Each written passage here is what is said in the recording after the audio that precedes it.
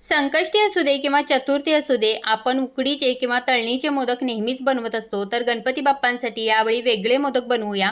कढईमध्ये एक मोठा चमचा तूप घेतलं, 1 वाटी रवा चांगला भाजून घेतला, काही किसलेले ड्रायफ्रूटचे तुकडे घातले. शिजण्यासाठी मी इथे गरम पाणी ओतलेलं आहे. तुम्ही दूधसुद्धा वापरू शकता. 2 ते 3 चमचे साखर घातली, 1 चमचाभर वेलची पावडर घातली. सगळं व्यवस्थित मिक्स करून घेतलं. पुन्हा 1 चमचाभर तूप घातलं आणि अर्धा मिनिट याच्यावरती झाकण ठेवलं. एका आंब्याचा पल्प काढून मिक्सरमध्ये मी फिरवून घेतला होता, तो याच्यामध्ये मिक्स केला आणि हे सगळं व्यवस्थित मिक्स झाल्यानंतर गॅसवरून उतरून बाजूला घेतलं आणि याच्यामध्ये 2 चमचे डेसिकेटेड कोकोनट मिक्स केलं. हे ऑप्शनल आहे. आणि हे मिश्रण सगळं गार झाल्यानंतर मोदकाच्या साच्यामध्ये घालून याचे मोदक बनवून घेतले. हे मोदक खूप छान होतात. तर यावेळी संकष्टीला किंवा गणेश चतुर्थीला असे मँगो मोदक गणपती बाप्पांना नक्की बनवून द्या.